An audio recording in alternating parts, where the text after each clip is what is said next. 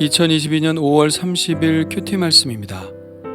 창세기 43장 1절로 15절입니다.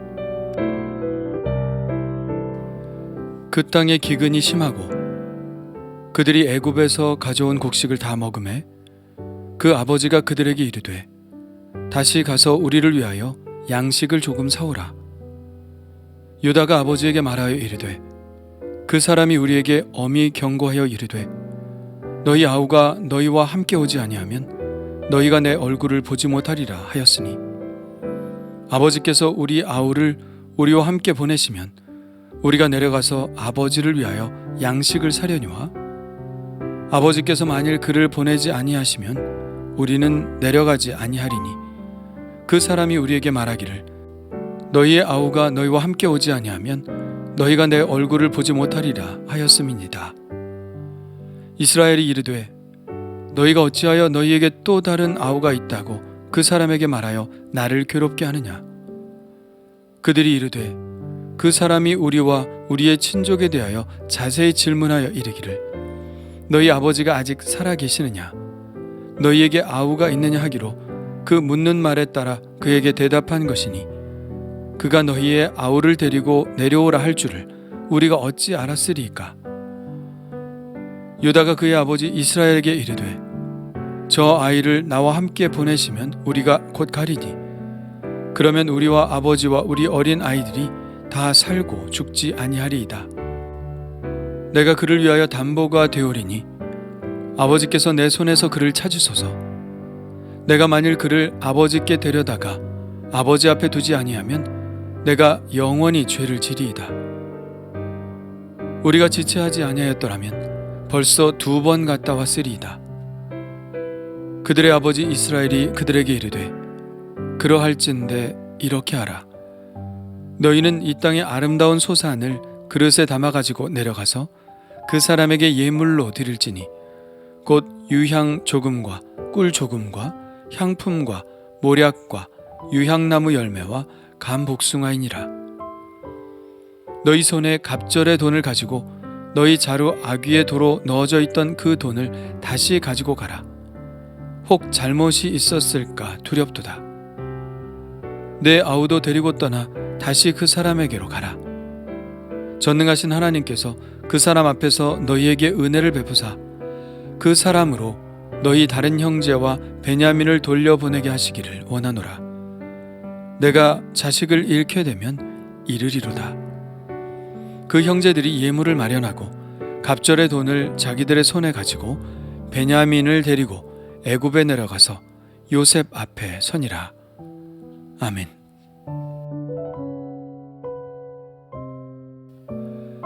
가나안 땅에 닥친 기근은 자비를 몰랐습니다.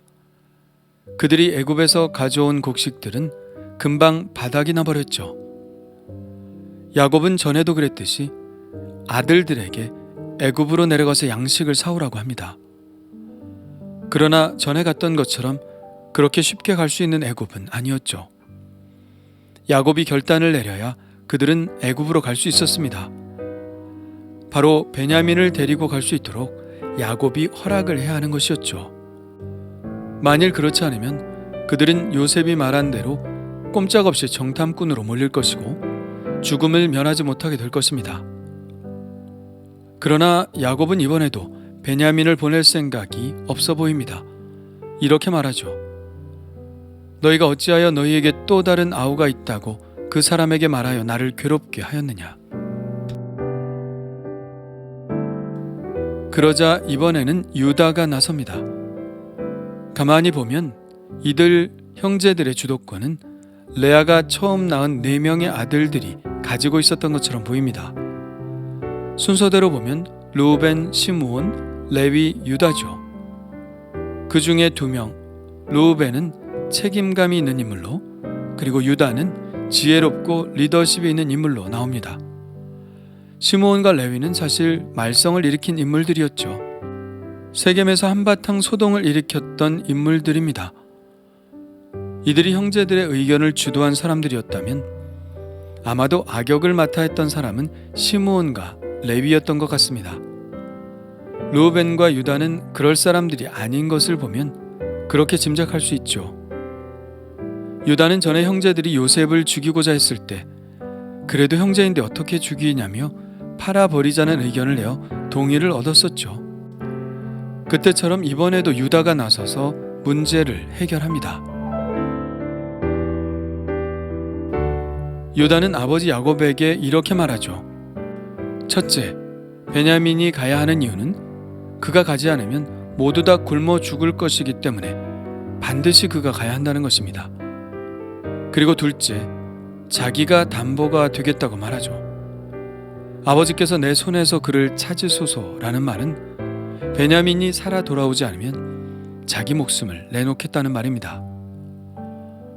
야곱은 이 두 가지 유다의 말에 설득당하지 않을 수 없었습니다. 그냥 있으면 굶어서 다 죽게 된다는 것은 눈앞에 훤히 내다보이는 진실이었습니다. 그러나 베냐민을 잃을 수도 있다는 것은 하나의 가능성에 불과한 것이었죠. 그가 내릴 수 있는 결정은 단 하나뿐이었습니다. 그래서 그는 할 수 없이 허락하죠. 야곱은 베냐민을 데려가기를 허락하면서 최대한 그 애굽 사람의 마음을 누그러뜨릴 방법을 그들에게 알려주죠. 첫째는 선물을 준비하라는 것입니다. 풍성한 선물이야말로 사람을 기분 좋게 하며 분노와 적대감을 가라앉힐 수 있는 최상의 방법이죠. 그래서 예물로 유향과 꿀과 향품과 모략과 유향나무 열매와 감복숭아를 준비하라고 합니다. 유향과 향품과 모략은 특정한 나무들의 진에서 나온 향료들입니다. 애굽에서는 화장할 때와 미라를 만들 때에 썼죠. 유향과 함께 유향나무 열매가 나오는데요. 유향나무는 지대가 높고 건조한 땅에서 잘 자라는 나무로 야곱이 살았던 헤브론에서 자라기 딱 적당한 나무죠. 이 나무에서는 그 진액으로 유향을 채취하기도 하지만 열매도 먹었는데 우리가 알고 있는 피스타치오가 바로 그것입니다. 야곱은 그것을 챙겨가라고 하는 것이죠. 감복숭아도 생소한데요. 감복숭아라는 말은 성경에서 처음 보았습니다. 한글 성경에는 살구로 번역하기도 하고 파단행으로 번역하기도 하는데 영어 성경은 아몬드로 번역하고 있습니다. 꽃이나 열매의 형태와 크기는 우리나라의 개복숭아와 비슷하지만 전혀 다른 종류죠. 히브리어로 샤케드라고 부르는 이 열매는 과육을 먹는 것이 아니라 과육 안에 씨를 먹습니다. 그래서 아몬드라고 부르는 것이죠. 야곱은 이렇게 첫째로 예물을 준비하라고 말하고 둘째로는 돈을 2배로 가지고 가라고 합니다. 이전에 자루 속에 넣어 두었던 돈과 이번에 곡식을 살 돈을 모두 가지고 가라는 것이죠. 혹시 그 애굽 사람이 혐의를 씌워 다그치면 그 돈을 내놓아야 할 것이라고 말하고 있는 것이죠. 그러면서 그는 자기의 사랑하는 막내 아들 베냐민을 데리고 가라고 말합니다. 그러면서 이렇게 말하죠. 전능하신 하나님께서 그 사람 앞에서 너희에게 은혜를 베푸사 그 사람으로 너희 다른 형제와 베냐민을 돌려보내게 하시기를 원하노라. 내가 자식을 잃게 되면 이르리로다. 야곱은 이제야 비로소 야곱다운 결정을 내립니다. 야곱은 젊었을 때 하나님께 맡기는 믿음의 소유자였습니다. 라반이 아무리 그를 괴롭게 해도 그는 하나님께 맡기며 자신의 길을 걸어갔습니다. 그러면서 그는 하나님이 아니셨다면 자기는 거지가 되었을 것이라고 말합니다. 그는 그렇게 담대한 믿음으로 삶과 부딪혀 싸운 인물이었죠. 그랬던 그가 아들에게 이렇게 집착하는 모습을 볼 때 우리는 야곱답지 않다는 생각을 하게 됩니다. 나이가 들면 다 저런가 보다 했죠. 사실 그런 측면도 분명히 있고요. 그는 정말 험악한 세월을 살았기 때문에 아마도 말년에 가서는 그저 자식 재롱이나 보면서 편안하게 여생을 보내고 싶었을 것입니다. 그런 그의 삶의 바람의 중심에 요셉이 있었고 베냐민이 있었죠. 그의 마지막 기쁨이었던 그들. 그러나 요셉이 죽었다는 소식을 듣고 나서 그는 더욱더 베냐민에게 집착했습니다. 세상을 다 잃어도 베냐민만큼은 잃지 말아야겠다고 생각했죠. 그는 자기 손에 베냐민을 꼭 쥐고 절대 놓으려고 하지 않았습니다. 그러나 오늘 야곱은 그 손을 놓습니다. 자기가 손에 꼭 쥐려고 해도 쥐어지지 않는다는 사실을 알았습니다. 자식은 다 그런 거죠. 어쩌면 하나님은 요셉을 야곱의 손에서 떨어뜨려 놓으시려고 그러셨는지도 모릅니다. 야곱의 품 안에서 요셉은 그저 착하고 귀여운 아들일 수밖에 없었으니까요. 지금의 베냐민도 마찬가지입니다. 베냐민도 아버지로부터 떨어져 있어야 했습니다. 그래야 하나님이 주관하실 수 있으니까요.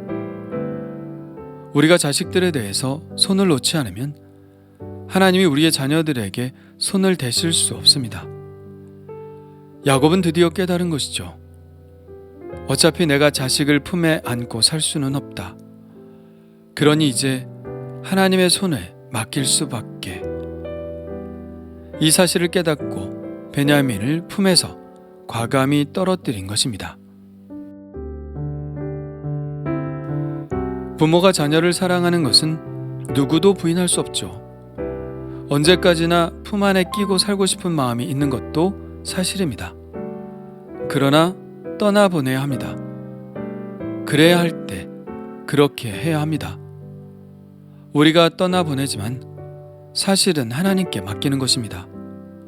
우리 손을 떠나 하나님의 손에 인계하는 것입니다. 여기에도 믿음이 필요하죠. 그리고 그 믿음은 과감한 모험이기도 합니다. 그래서 야곱은 이렇게 말하죠. 내가 자식을 잃게 되면 이르리로다. 예, 그렇다면 나는 어떤가요? 나는 이런 믿음의 모험을 하고 있나요? 아니면 여전히 자식들을 내가 붙들고 있나요?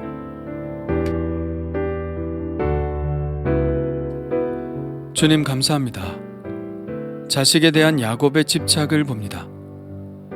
그러나 결국 그는 자기 손에서 베냐민을 놓는 것을 통해서 하나님께 맡기고 있는 것을 또한 봅니다. 진정 야곱다운 믿음을 보였습니다. 우리도 자식들에게 대해 집착할 때가 많습니다.